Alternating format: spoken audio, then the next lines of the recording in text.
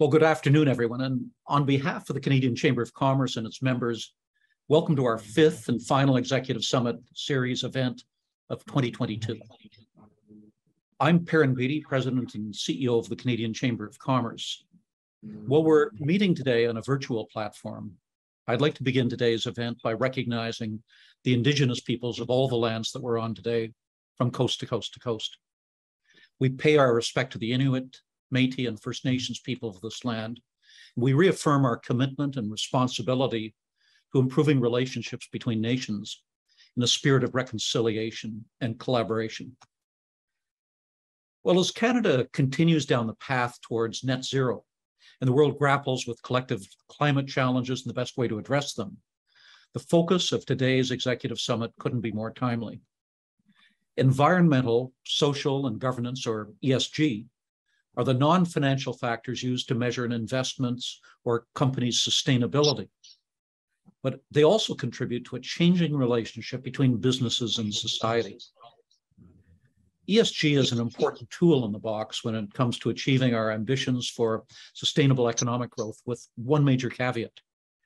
How it's applied is of the utmost importance to its effectiveness.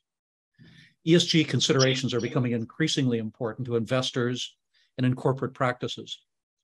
However, ESG has also begun garnering attention beyond the boardroom.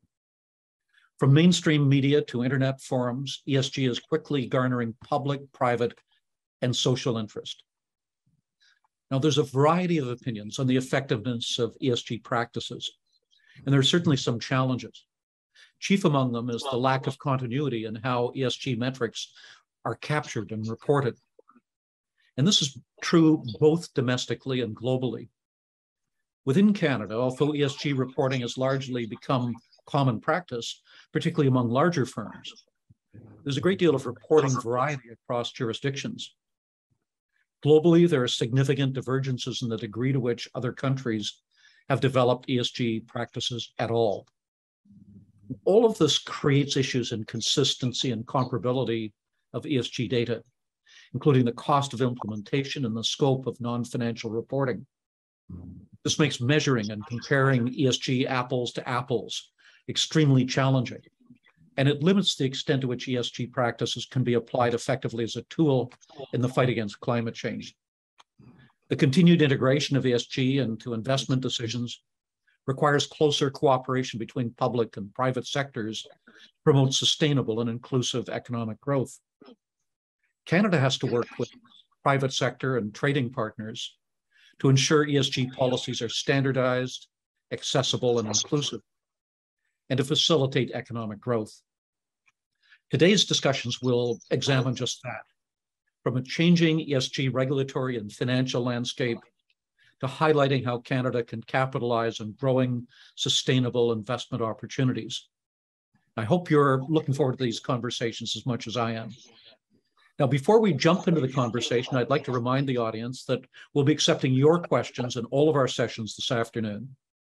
Just head to www.slido.com and enter meeting number #ExecSummitESG.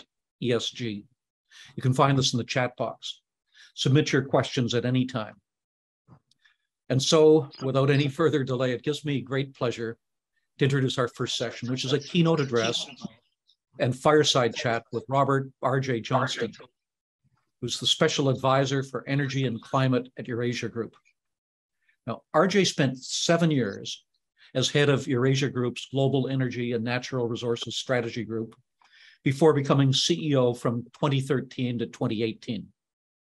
As the founder of the Energy and Natural Resources practice, R.J. has worked closely with corporate and institutional investor clients across sectors including energy and mining.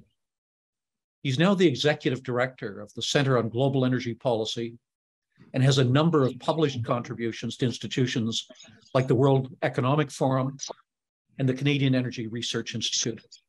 RJ, we're delighted that you could join us today. Welcome, and over to you. Thank you, Perrin, for that kind introduction, and thanks to the Canadian Chamber for including me in the discussion today. And hello from Vancouver, and I'm pleased to be here before flying back to New York later this evening. I'll go ahead and share my screen so that we can go through some slides together and then go to the Q&A. All right. As Perrin mentioned, I'm still working very close with the Eurasia Group as a special advisor, but as of the summer, I'm now the executive director of Columbia University's Center on Global Energy Policy in New York, which is a research think tank situated within the larger university, focused on the dual challenges of climate change and energy security. So happy to go to our website and read more about what we're doing there at energypolicy.columbia.edu. And of course, Perrin shared my bio, so I won't spend too much time on that. But let me talk about the global energy outlook and where ESG fits in and where Canada fits in. I won't go through all these topics today in the 20 minutes that we have, but it's important to note, perhaps my key takeaway, that these questions around the status of ESG, is there an ESG backlash? How do we scale capital for a global net zero world and a clean energy transition? Those things are not happening in a vacuum, is the takeaway, right? They're really happening at a time of a truly global energy crisis. This one includes China and India, whereas the ones in the 1970s were really just about, the Europeans and the US and Canada. And it's also the first energy crisis we've had that deals simultaneously with a climate crisis, a physical climate change of hurricanes, floods, droughts, heat waves all over the world. And of course, we have the war, Russia and Ukraine. We have tensions in the US-Saudi relationship. We have coal making a big comeback in Europe, high gas prices. So there's a lot to unpack there in terms of what it means for Canada and what it means for today's topic of ESG. And that's what I'd like to cover in my 20 minutes here today. So it has been a summer of discontent, this idea of how much is the world today like the 1970s. Perrin and I were talking before the call about inflation, which is front of mind for your members and for everyone. Of course, we have high gasoline prices. We have a lot of geopolitical risk, Vietnam in the 1970s and now Ukraine here in the 2020s.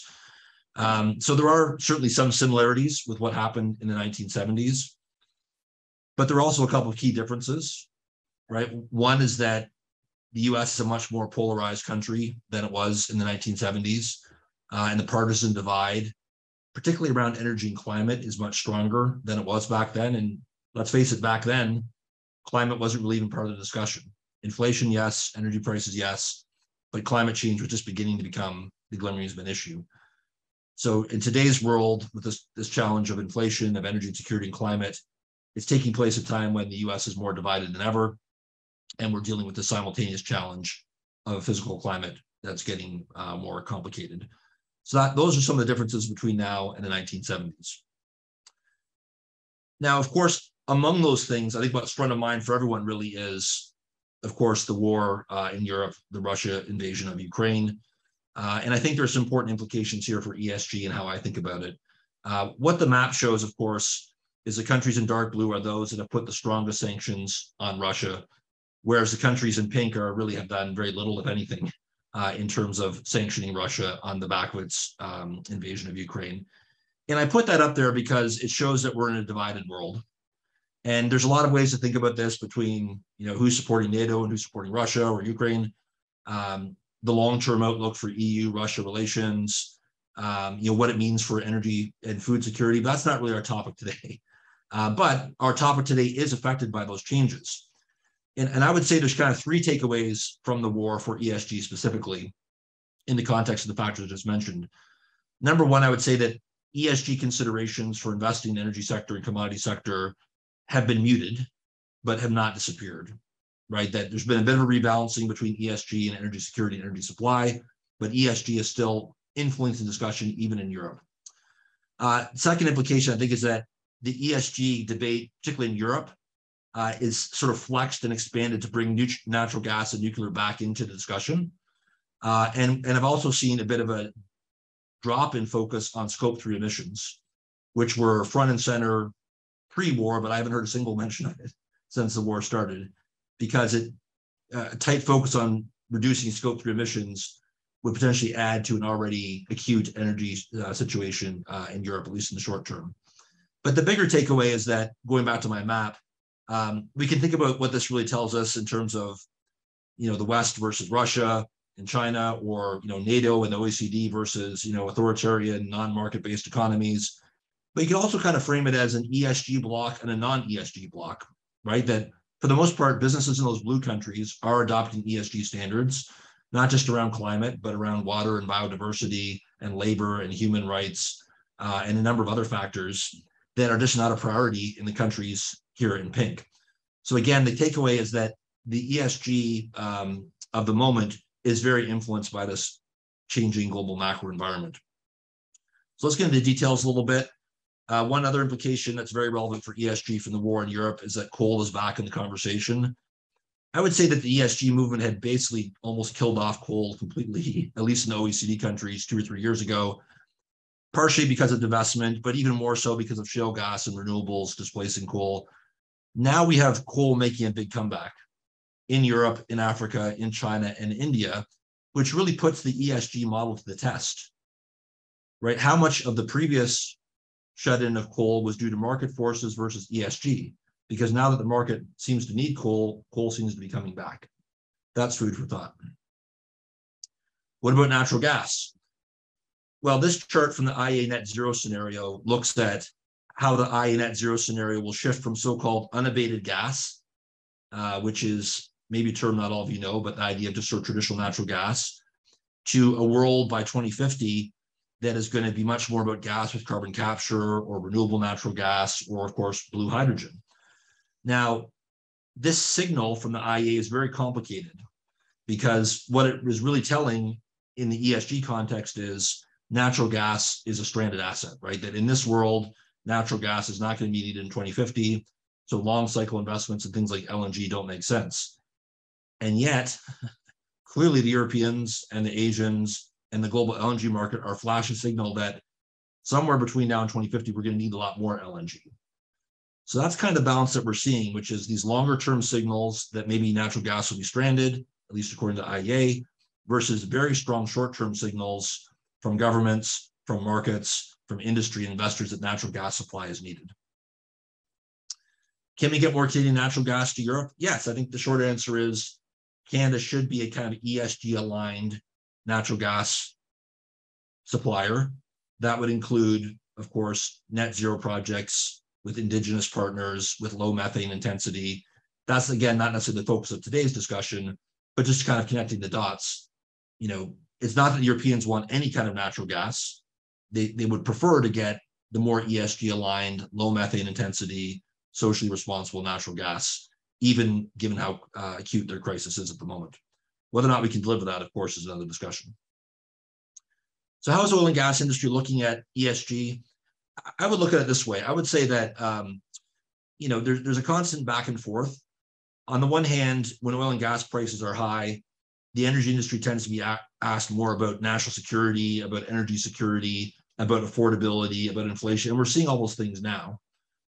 And when energy prices are a little bit lower, there's maybe a bit more focus on developing new low carbon business models, on a just transition, on net zero goals. But at all times, the industry has to remain focused on returns, stock performance, dividends, et cetera. But it's managing these two axes that is really the challenge for not just Canada, but for all the global oil and gas sector, at least publicly traded, is how are you responsive to both sides of this axis? What about the banks? A little bit tongue in cheek here, but I think the banks are kind of a lagging indicator here, to be honest, of the market trends. You have US banks like JP Morgan saying that stopping oil and gas funding would be the road to hell for America. I could have chosen a more colorful quote from Jamie Dimon that some of you may have seen, where he literally turned ESG into a 4-letter word, but I didn't want to do that with my, in this audience. And at the same time, you have UK banks right in the middle of this energy crisis in Europe that are announcing they're not going to project finance new oil and gas fields. So again, stepping back from the banks to being an ESG investor, how do you reconcile these two conflicting pieces of data? Very difficult. Another example of the challenge for ESG investors when it comes to oil and gas.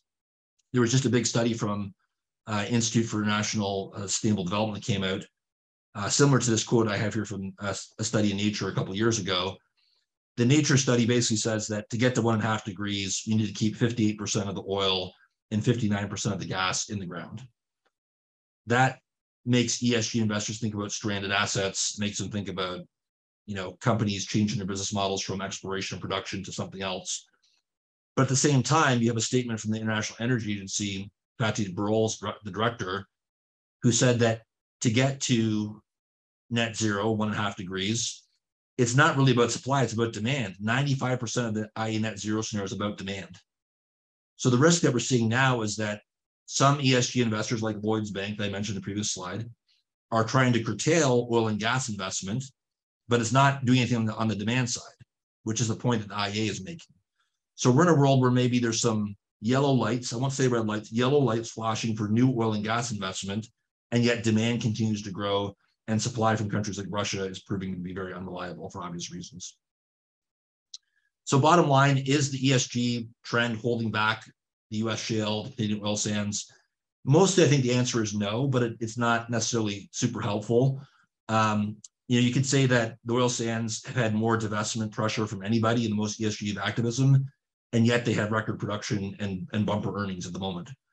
So what is the real effect of ESG when all is said and done on this?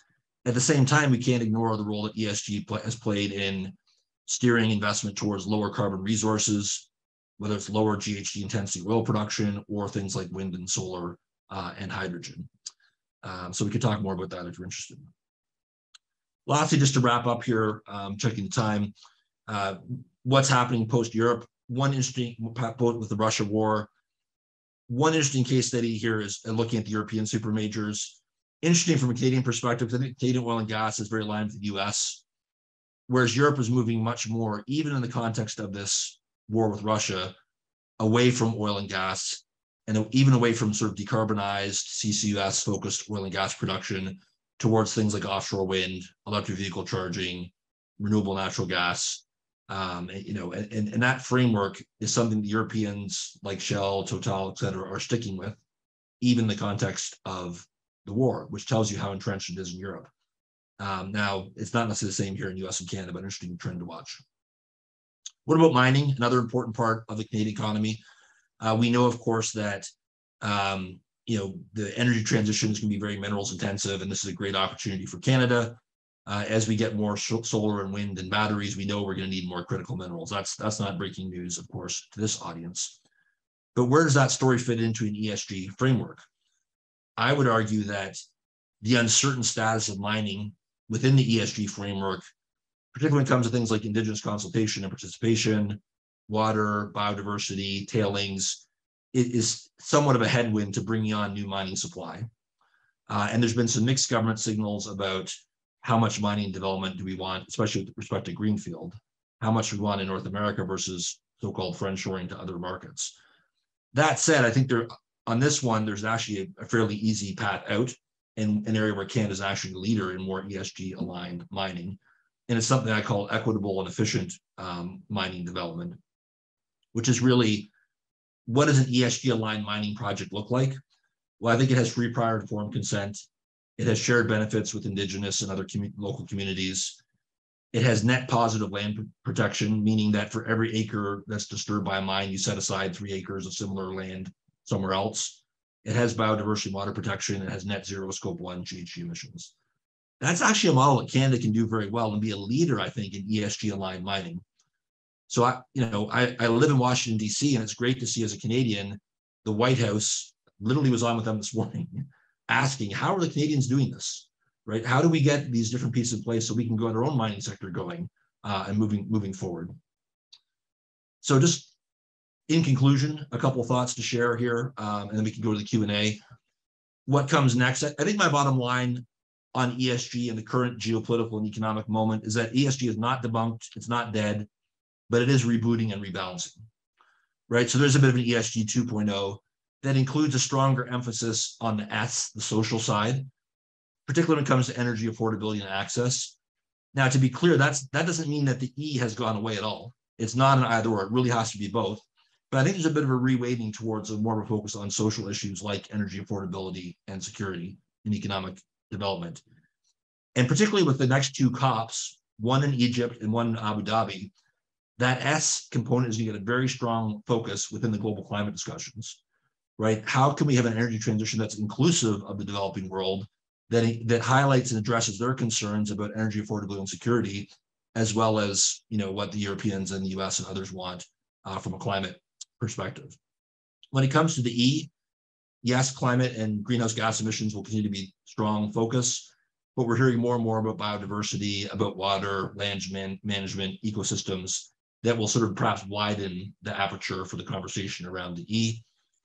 From a US perspective, I would say the Republican Congress that's about to be elected is going to wreak havoc on the regulatory framework for ESG in the US.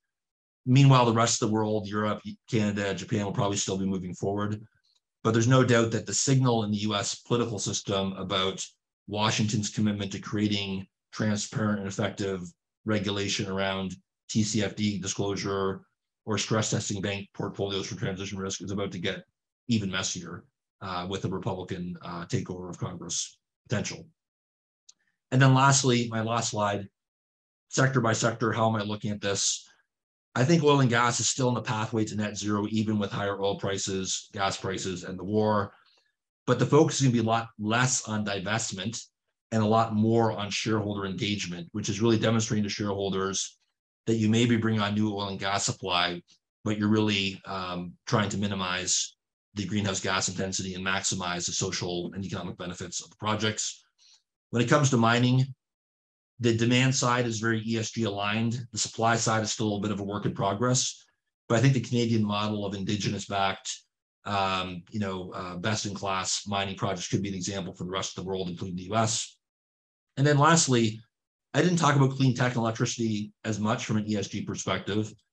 And historically, those sectors are actually beneficiaries of ESG investing, but that's starting to change, right? There's more questions about supply chains that run through China, through other greenhouse gas intensive countries, or from countries that have questionable human rights and labor records. It's starting to get more scrutiny on sectors like solar and batteries that maybe haven't had it in the past from an ESG perspective. So Perrin, that was kind of a rapid tour around the world. My goal was to really connect some of the big geopolitical trends back to what it means for ESG in Canada. Hopefully had some success with that, but happy to answer further questions here today. RJ, that's absolutely fascinating, and thank you for that. I want to remind everybody that if you have questions for RJ, please feed them in through the Slido app, and I'll try to get to them. I have lots of questions myself, and I want to get some that are more generic about ESG. But the presentation you made really prompted a thought. You were talking about the fact that the countries that have sanctioned Russia are also the ones who are most interested in ESG. And it brought to mind the speech by Deputy Prime Minister Chrystia Freeland in Washington a couple of weeks ago, where it appeared the sort of rebalancing that you were talking about between the E goals and the S goals of ESG were front and center in her presentation. Did you follow that speech, and do you have a reaction to what she had to say? Yes, and traveling through Calgary and Vancouver this week, of course, a lot of people were interested in what I thought about that. And I think it was a smart speech because it was very aligned with the political moment in Washington, which is policymakers in Washington really trying to understand the extent and scope of this regionalization of the global economy. Is it a climate club? Is it OECD, NATO, values-based mineral security partnership? The carbon border adjustment mechanism, all these things kind of coming together, not uniformly across sectors, but the trend is unmistakable, right? That there's a pullback from sort of full globalization to kind of a globalization light with like-minded partners. So I think she did tap into that well. And I think she did correctly recognize that many of the other partners in that network, certainly the US on critical minerals, certainly the Europeans on oil and gas and hydrogen and electricity, are hungry for more supply. So I think it was smart to connect those dots. The question, of course, is what the follow-through will look like. My own bet will be that it won't radically alter the path we're on now, which is that there's very strong support and clear strategy for critical minerals, for hydrogen, and for things like low carbon steel and aluminum and cement and so forth, but maybe still less commitment to LNG, for example.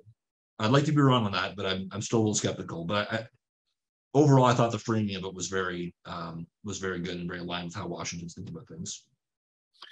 In your view, obviously what precipitates all of this is the Russian war in Ukraine, and some of the more aggressive measures that have been taken by China in recent months. Do you see a permanent realignment, a permanent shift in this, or is it something that's transitory that will go back to normal and that suddenly the E elements of ESG will rise to the fore again in a different way?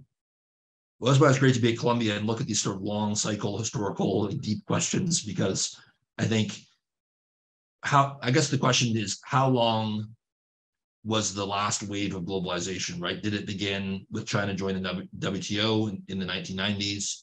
Did it begin with China's sort of market reforms beginning in the 1980s? It was probably really in the sort of Reagan-Thatcher revolution. We probably had a 30 or 40-year wave of globalization. So the question is, are we now going to have a 30 or 40-year wave of deglobalization? That's certainly possible. But within that, I think there will be ebbs and flows, particularly around US-China. The next 5 years will probably be very challenging, especially with President Xi's recent party Congress and changes there. But the real wild card is Russia.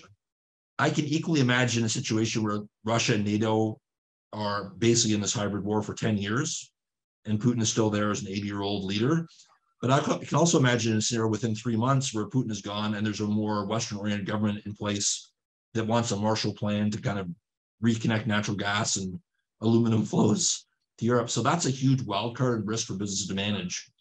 The US-China thing will probably be more structural, but Russia is a bit more of a wild card that makes that calculus a lot harder to pin down. So what we advise is scenarios, right? Try to have a business plan aligned with all these different scenarios as much as possible. So when we look at the course of ESG over the next 5 or 10 years, you see it moving essentially in the same direction, but with course corrections from time to time based on how global events or immediate global events are evolving. One of those is obviously the geosecurity issues, but obviously the enormous number of black swan, once in 500-year climate events that we're seeing are also shaping the approach of government. Absolutely. Not just governments, but banks like Lloyd's and insurance companies like Munich Re that have direct exposure to physical climate change risk, and to a lesser extent, so-called transition risk around fossil fuel investments. That's why it's really a dual crisis, right? That yes, high gasoline prices, energy insecurity, sanctions, blowing up Nord Stream pipeline, those things all matter, but they're occurring at the same time as wildfires and drought in the US West and floods in Pakistan, and we can't ignore that side of it either. And I think the financial sector is in a tricky position of, immense pressure to not fund fossil fuels, but at the same time, pressure to not be a barrier to the energy supply that we need in the short to medium term. So that's going to be difficult for governments, as you said, but even more, I think, difficult for the financial sector to manage as well, that balance. For the business leaders who are online, when you look at the future, what's the key takeaway that you would give to them in terms of what to do, what to expect from ESG discussions in 5 or 10 years? What should they be doing at this point? Yeah, I think that there's no doubt that when the war started and the IEA said there was going to be 3 million barrel a day disruption and oil went to 130, there were some business leaders who said, okay, we're going back to where we've been, right? Which is that energy security and affordability and economy are what's going to drive this. I hear less of that in the last 2 or 3 months because I think the Europeans and the Biden administration have said, look, yes, we need more short-term oil and gas, but the ultimate answer here is energy transition. Not just because of the climate, but also because of energy security and being more self-sufficient and building these clean energy supply chains and reducing dependence on Russia, Saudi Arabia, et cetera.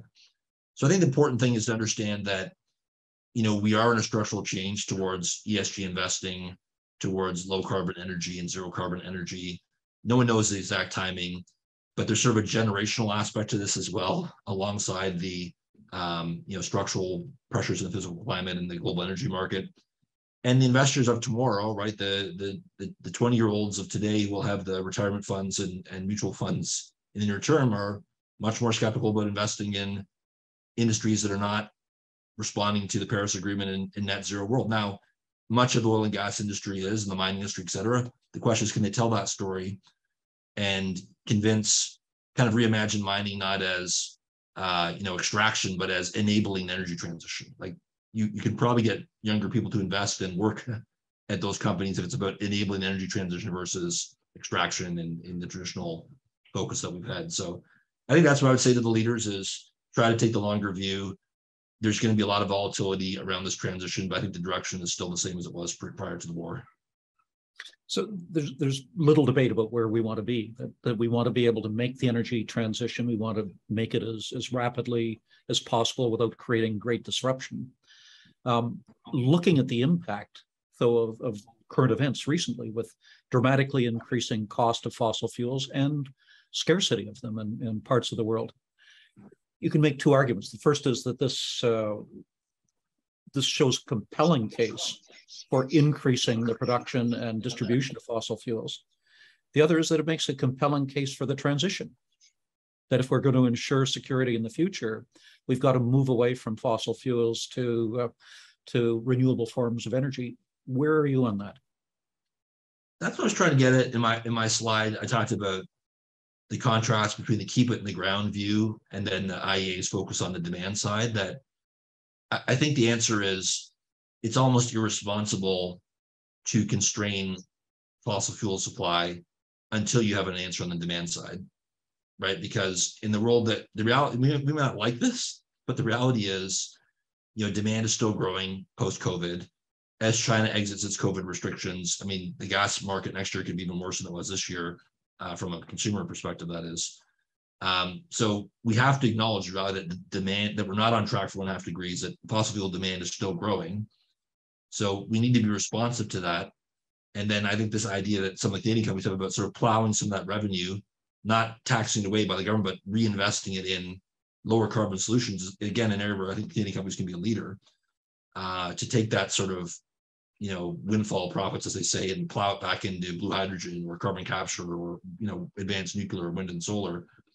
That may be the way to balance these things. I'm certainly not suggesting that we should go back to unconstrained fossil fuel development, and that there should be some accountability for the oil and gas sector to reinvest in various ways in the transition.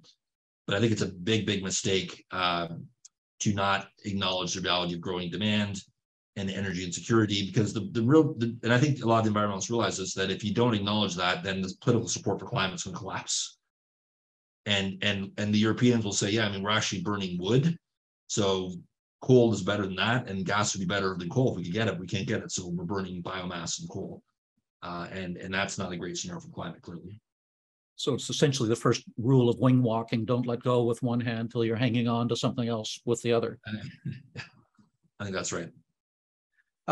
We're running short on time, unfortunately, but I want to talk about the issue of ESG and competitiveness. Obviously, there are competitive advantages in having strong ESG policies in place in companies, but there are also costs involved in making that sort of a transition, and there are competitiveness costs if your competitors are not doing the same thing. Looking at ESG from a national perspective, how can Canada leverage current and future ESG trends to compete in global markets? And what are some of the challenges we're likely to face as sustainability becomes increasingly important? Yeah, I think the answer is very different now because of the war than it was before the war. I was worried before the war that Canada was too far in front in ESG and there would be real competitive issues with the US and the Europeans and some of the OECD Asian countries and places like Chile. Now I'm more of the view that this focus on this kind of regional climate club or OECD, NATO, grouping is really about other countries coming up to Canadian standard, creating clear rules for what ESG aligned supply chains look like. And yes, the Republican takeover Congress may make some noise around that, but the direction is still the same, towards sort of values-based, environmentally responsible supply chains and natural resource development. And I think we're actually more aligned now in Canada with the Europeans and the US and others post-war than we were pre-war. And I think that the willingness of, say, the Europeans just to rely on Russian gas is gone.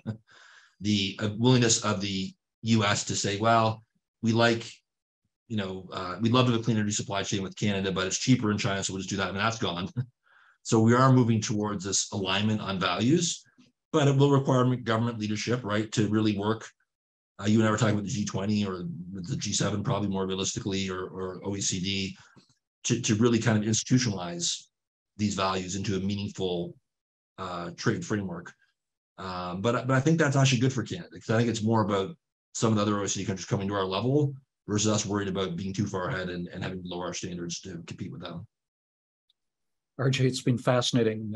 I wish we could continue this conversation for at least a couple more hours, but unfortunately we're out of time. Thank you so much for joining us and for your insights, which are extremely valuable. Thank you for having me, Perrin. It was great. Really look forward to talking again. I'll certainly look forward to that.